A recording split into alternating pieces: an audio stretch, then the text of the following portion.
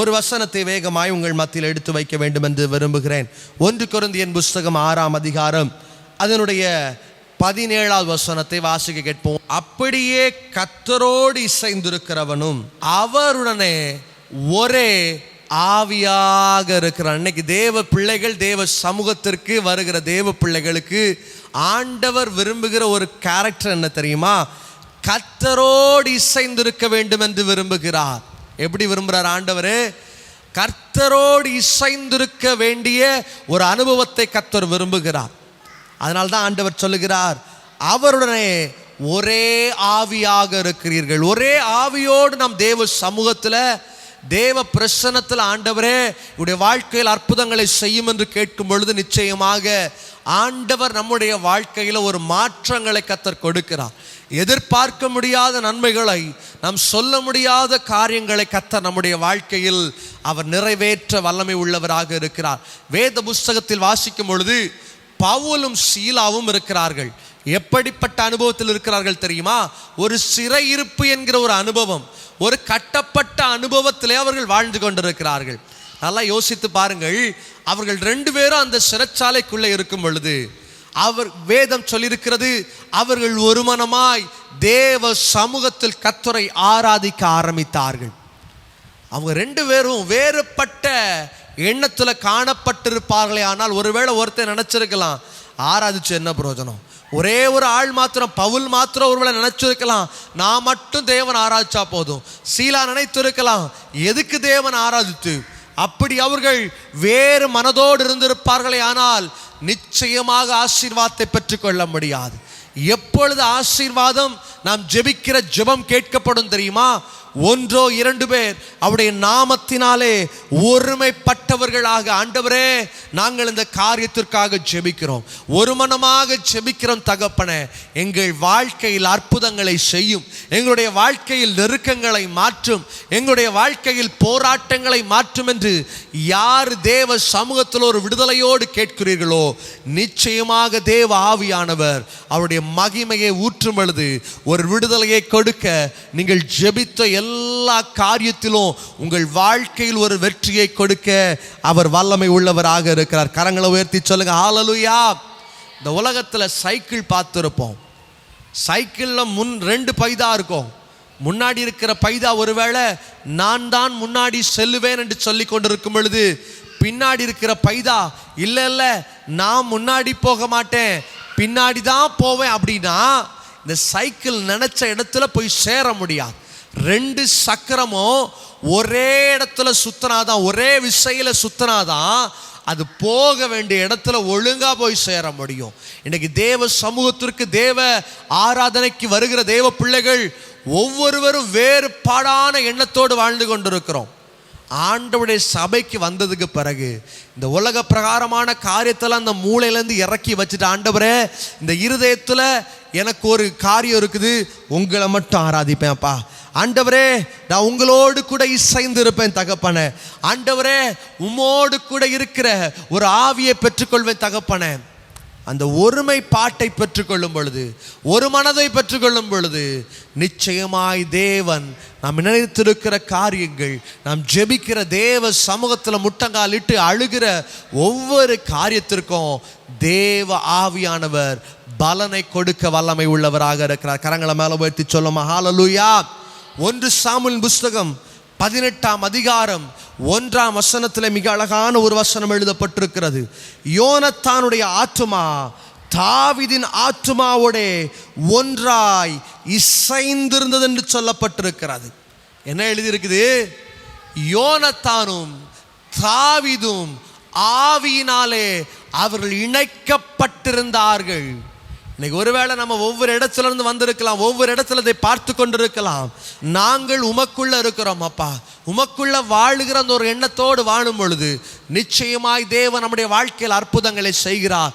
யோனத்தானையும் தாவீதையும் குறித்து ஆண்டவர் சொல்லுகிறார். மிக அழகாக எழுதப்பட்டிருக்கிறது, அவருடைய ஆத்துமா ஒன்றாக இசைந்திருந்தது. இன்றைக்கு தேவனோடு இசைந்திருக்கிற அனுபவம் உங்களுக்கு இருக்கணும். தேவனோடு இசைந்திருக்கிற அனுபவம் உங்கள் வாழ்க்கையில் காணப்பட்டால் கோணலான பாதைகளை கர்த்தர் செவ்வையாக மாற்றுவார். கரடான பாதைகள், முள்ளான பாதைகளை கர்த்தர் செவ்வைப்படுத்துவார். ஜெபிக்கிற எல்லா காரியத்திற்கும் ஆண்டவர் பலனை கொடுக்க வல்லமை உள்ளவராக இருக்கிறார். இன்னைக்கு சபைக்கு வர்றோம், நமக்குள்ள தேவனோடு நாம் இசைந்திருந்தால், இன்னைக்கு அன்னைக்கு பார்க்கும் பொழுது பழைய பாட்டின் காலத்தில் யோனத்தானுடைய ஆவி தாவீதுடைய ஆவியோடு கூட இசைந்திருந்ததாம். வேத புத்தகம் மிக அழகாக சொல்லியிருக்கிறது. யோனத்தானுடைய ஆத்மா தாவீதின் ஆத்மாவோட அது ஒன்றாய் இசைந்திருந்ததாம். இன்னைக்கு இசைந்திருந்தால் உங்களுடைய வாழ்க்கையில நீங்கள் பிரதிபலிக்கக்கூடிய 2 காரியங்களை சொல்லிக் கொடுக்கும்படியாக விரும்புகிறேன்.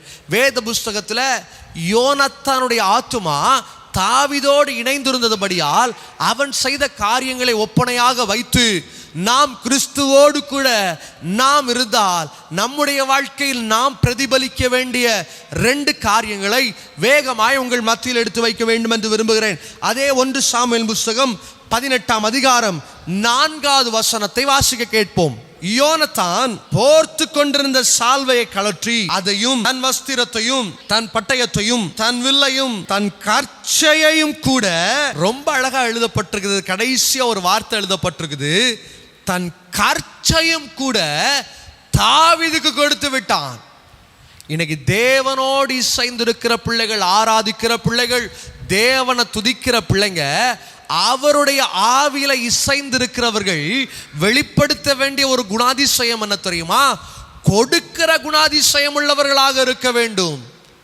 யோனத்தானுடைய ஆவி தாவீதுடைய ஆத்மாவோடே கூட இசைந்திருந்ததுனால இந்த யோனத்தான் செய்கிற காரியம் என்ன தெரியுமா? அவனிடத்தில் இருந்த ஆடைகள், அவன் போட்டிருந்த காரியங்களை எடுத்து தாவீதுக்கு கொடுக்கிறான். இன்னைக்கு தேவ பிள்ளைகளுக்கு கொடுக்கிற அனுபவம் குறைந்து கொண்டே இருக்கிறது. பணம் வந்து விட்டால் பணம் கூட வாயப்பழக்கம் அப்படின்னு ஒரு பழமொழி சொல்லுவாங்க. இன்னைக்கு பணம் வந்துச்சுன்னா மனுஷன் தேவனை விட்டு சபைகளை மறந்து போய் தான் போகிற போக்கிலே அவன் சென்று கொண்டிருக்கிறார்கள். இன்னைக்கு ஆண்டவர் மிக தெளிவாக பேசுகிறார். ஒருவனுக்குள்ளே தேவன் அசைவாட வேண்டுமானால் நீங்கள் தேவனோடு கூட இணைக்கப்பட்டிருந்தால் உங்க வாழ்க்கையில நீங்கள் பிரதிபலிக்க வேண்டிய முதல் அனுபவம் என்ன தெரியுமா? கொடுக்கிறவர்களாக இருக்க வேண்டும். நாபோத் என்று ஒரு மனுஷனை குறித்து வேத புஸ்தகத்திலே வாசிக்கிறோம். அழகான திராட்சை தோட்டத்தை வைத்திருந்தார். ஆகாப் ராஜா அதை பார்க்கிறார். பார்த்துட்டு அவன்கிட்ட வந்து கேட்கிறாரு, நாபோத் இந்த திராட்சை தோட்டத்தை எனக்கு கொடுத்து விடு என்று கேட்கிறார். அப்பொழுது ஆபோத் சொல்லுகிறார், இல்லை இல்லை, இது நான் கொடுக்கவே மாட்டேன், இதனுடைய பாரம்பரிய சொத்து, எப்படி கொடுக்க முடியும், அதை நான் தரமாட்டேன் என்று சொல்லுகிறான். வீட்டில் போய் அழுறான்.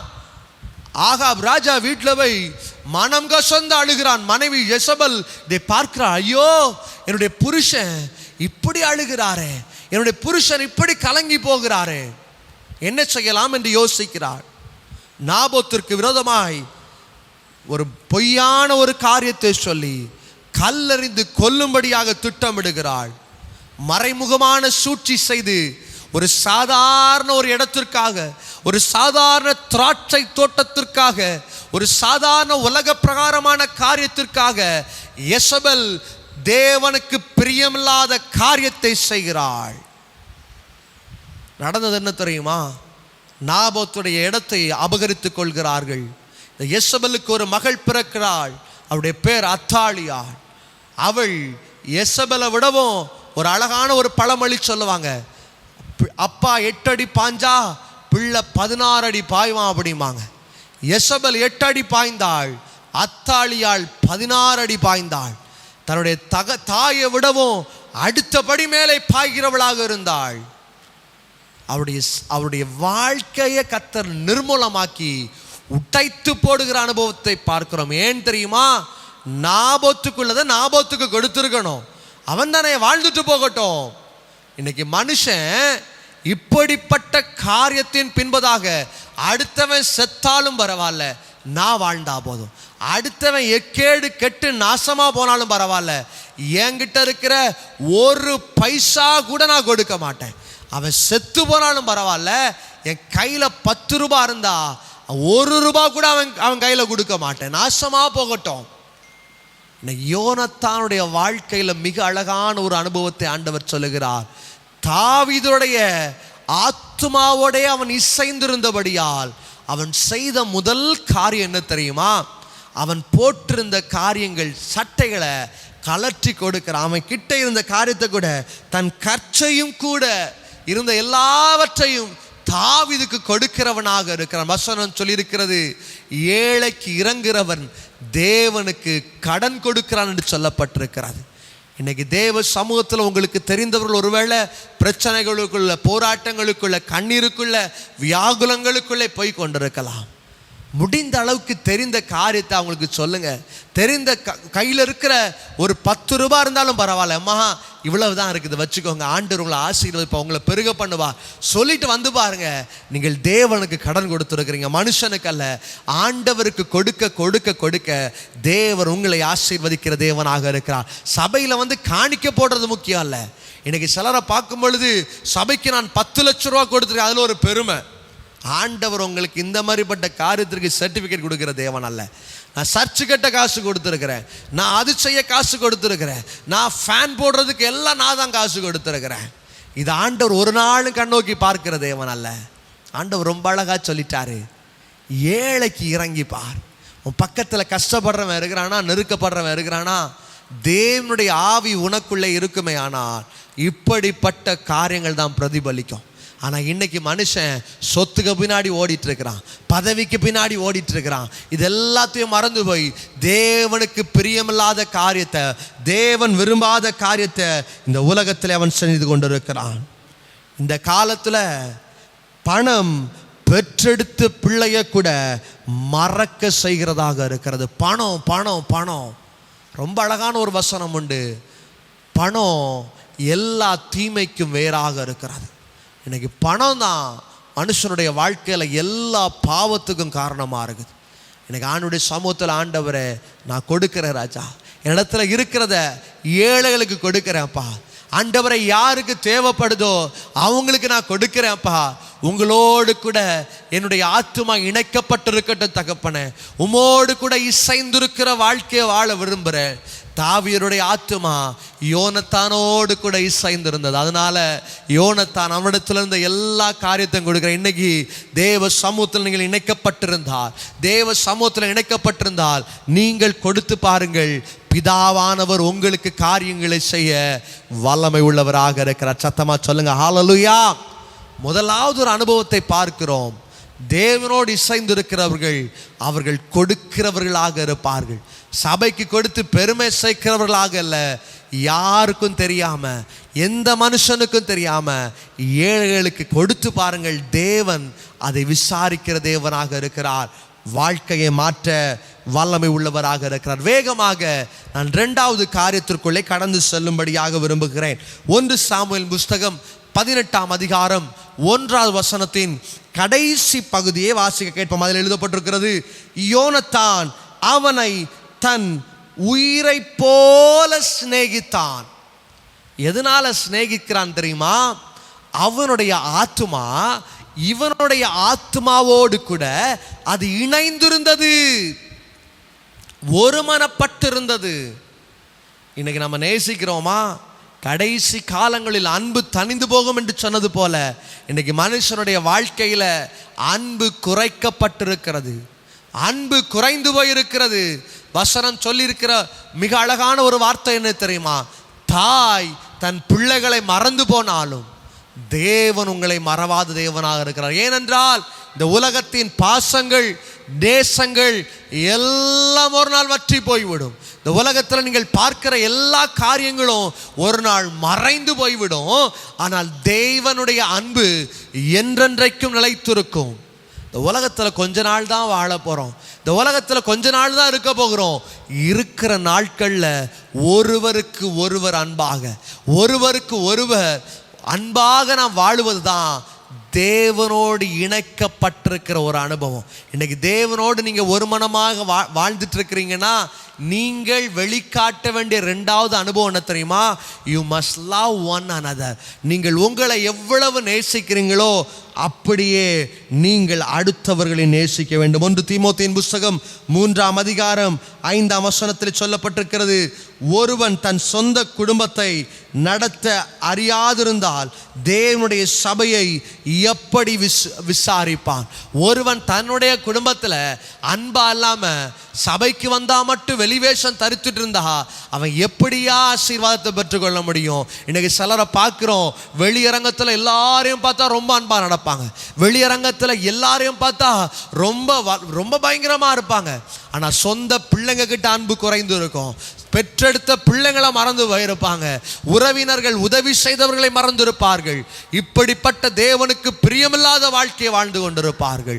ஆண்டவர் மிக அழகாக சொல்லுகிறார், நீ குடும்பத்தை விசாரிக்காம சபையில வந்து கைத்தட்டி என்னையா பிரயோஜனம்? குடும்பத்தில் அன்பா இல்லாம சபையில வந்து வெள்ளையும் போட்டு என்னையா பிரயோஜனம்? நீ குடும்பத்தில் அன்பா இல்லாம தேவ சமூகத்தில் முட்டங்காலிட்டு ஆண்டவரே என்னை ஆசீர்வதியும் என்று கேட்பதினால என்ன மாறிவிட போகிறது? எனக்கு அருமையான தேவ பிள்ளைகளே, ஆண்டவர் சொல்லுகிறார், தேவனோடு இணைக்கப்பட்டிருந்தால் தாவீது யோனத்தானுடைய ஆத்மாவோடு கூட இசைந்திருந்ததுனால யோனத்தான் வெளிப்படுத்துகிற இரண்டாவது காரியம் என்ன தெரியுமா? அவன் நேசிக்கிறவனாக இருந்தான். ஒரு மனுஷன் அவர் எருசலேமிலிருந்து எரியோக்கு நேராக நடந்து கொண்டிருக்கும் பொழுது ஒரு கள்ளருடைய கைகளிலே அவன் அகப்பட்டு விட்டான். ஒரு லேவியன் வருகிறான், அவனை பார்க்கிறான், பார்த்து விட்டு சொல்லுகிறான், ஐயோ இவனை தொட்டால் தீட்டுப்பட்டு விடுமே, இவனை தொட்டால் அவ்வளவுதான், போய்விட்டான். அடுத்ததாவது ஒரு ஆசாரியன் வருகிறான், அவன் சொல்லுகிறான், இவனை தொட்டால் என்னுடைய வாழ்க்கை அவ்வளவுதான், நான் ஆசரிப்பு கூடாரத்திற்குள்ளே போக முடியாது, சென்று விட்டான். ஆனால் ஒரு சமாரியன் ஒருவர் வருகிறார், ஒரு நல்ல சமாரியன் ஒருவர் வருகிறார். அவனை பார்த்து அவனுடைய காயங்களை மருந்தை வைத்து அவனை நேசித்து அவன் மேல இருக்கிற காயங்களுக்கு மருந்துகளை பூசி அவனை தன்னுடைய சொந்த காசினாலே ஒரு இடத்துல அவனை கொண்டு விட்டு, இவனுக்கு மருத்துவம் பாருங்கள், நான் மறுபடியும் திரும்ப இந்த இடத்திற்கு வரும் பொழுது மீதம் இருக்கிற காசை உங்களுக்காக கொடுக்கிறேன் என்று சொல்லுகிற ஒரு அனுபவத்தை பார்க்கிறோம். இன்னைக்கு நேசிக்கிறோமா? இன்னைக்கு வெளியரங்கத்தில் ஆராதிக்கிறோம், வெளியரங்கத்தில் துதிக்கிறோம், வெளியரங்கத்தில் பாடுறோம். ஆனால் தேவனை நேசிக்கிறோமா? பட்பத்தில் இருக்கிற விசுவாசிகளை நேசிக்கிறோமா? சொந்த பிள்ளையை நேசிக்கிறோமா? பெற்றெடுத்த தாயும் தகப்பனை நேசிக்கிறோமா? உறவினர்களை நேசிக்கிறோமா? இல்லை. வசனம் சொல்லியிருக்கிறது போல கடைசி நாட்களில் அன்பு தணிந்து போகும். இன்னைக்கு தணிந்து போயிருக்குது. மனுஷனுடைய வாழ்க்கையில பார்க்கும் பொழுது அன்பு குறைவுபட்டு போயிருக்கிறது. ஆண்டவர் எதை விரும்புகிறார் தெரியுமா? ஒருவருக்கு ஒருவர் நீங்கள் அன்பாக இருக்க வேண்டுமா? ஒருவருக்கு ஒருவர் நீங்கள் ஆதரிக்கிறவர்களாக, தேற்றுகிறவர்களாக. விழுந்து போகும்போது, எப்பா ஒன்றும் இல்லை ராஜா, கொஞ்சம் எழும்பி வந்துரு, இவ்வளோதான், இந்த பிரச்சனை ஈஸியாக மாறிடும், இனி நீ கவலைப்படாத, உங்களுக்காக ஜெபிக்க நாங்கள் இருக்கிறோம். உன்னுடைய வாழ்க்கையில் போராட்டம் வரும்போதெல்லாம் சொல்லு, நாங்கள் ஜெபிக்கிறோம், ஆண்டவர் வெற்றியை கொடுப்பார் என்று ஒரு மனமாய் தேவனுடைய சமூகத்தில் காணும்படும் பொழுது ஆண்டவர் உங்கள் எல்லா சிறையிருப்புகளையும் உடைக்க அவர் வல்லமை உள்ளவராக இருக்கிறார். கரங்களை மேலே உயர்த்தி சொல்லுங்க, ஹல்லேலூயா. ரெண்டாவது ஒரு அனுபவத்தை பார்க்கிறோம். யோனத்தான் தாவீதுடைய ஆத்மாவோடு இசைந்திருந்தபடியால் அவன் வெளிப்படுத்துகிற மிக அழகான ஒரு காரியம் என்ன தெரியுமா? அவன் அன்பாக இருக்கிறான், அன்பை வெளிப்படுத்துகிறான். உலகத்தில் வாழ்கிற கொஞ்ச நாள் தான். இந்த நாட்களில் தேவ சமூகத்தில் ஆண்டவரை மன்னிக்கிறோம், மறக்கிறோம்ப்பா, நாங்கள் நீங்கள் வச்சிருக்கிற பாதையில் நடக்க விரும்புகிறோம் தகப்பனை, இனி அன்புள்ளவர்களாக வாழ்கிறோம்ப்பா, ஆண்டவரே நாங்கள் கொடுக்கிறவர்களாக வாழுகிறோம் தகப்பனே, எங்களை தேற்றுவீரா, எங்களை ஆசீர்வதிப்பீரா என்று கேட்டு பாருங்கள். நிச்சயமாய் தேவ ஆவியானவர் அந்த தாவீதை தேவனோடு கூட அவன் இசைந்திருந்தபடியால் தாவீதை ராஜாவாக உயர்த்தி அழகு பார்த்தவர் நம்முடைய வாழ்க்கையில் வருகிற எல்லா சூழ்நிலைகளையும் மாற்றி, சவுல் தள்ளுப்பூச்சியை போல வேட்டையாடினாலும் தேவன் சவுலுடைய கரங்களில் தாவீதை ஒப்பு கொடுக்கவே இல்லை. ஏனென்றால் தாவீது தேவனோடு கூட இசைந்திருந்தான். தேவனை துதித்து பாடுகிறவனாக, அவரை உயர்த்துகிறவனாக தேவனுடைய சமூகத்தில் ஆண்டவரோடு கூட இசைந்திருந்தபடியால் தேவன் அவனை தீமைக்கு காத்து கொண்டார். உங்களுடைய வாழ்க்கையில் தீமைகளோடு இந்த வார்த்தையை கேட்டுக்கொண்டிருக்கலாம். உங்களுடைய வாழ்க்கையில் பிரச்சனைகள், போராட்டங்கள், கலக்கங்கள், வியாகுலங்கள், கண்ணீருக்குள்ளே நடந்து கொண்டிருக்கிறேன் என்ற மனபாரத்தோடு இந்த வார்த்தையை கேட்டுக்கொண்டிருக்கலாம். தேவனோடு இசைக்கப்படுங்கள். உங்கள் ஆத்துமா தேவனோடு கூட இணைக்கப்படும் பொழுது நீங்கள் வெளிப்படுத்த வேண்டிய 2 காரியம் என்ன தெரியுமா? கொடுக்கிறவர்களாக இருக்கணும். நல்லா இருந்துட்டு போட்டோம்யா, நான் கொடுக்கிறதுனால நான் கெட்டு போகிறதில்ல, அவங்க நல்லா இருந்துட்டு போட்டோம், அவ்வளோதான், நான் நேசிக்கிறேன், எல்லா ஜனங்களையும் நேசிக்கிறேன். துரோகம் செஞ்சாங்களா, பரவாயில்ல, இயேசுவே மன்னித்தார், நான் மன்னிக்கிறது என்ன ஏமாத்துறோம், நான் சாதாரண மனுஷன் தான், நான் மன்னிச்சுட்டு போகிறேன்ப்பா.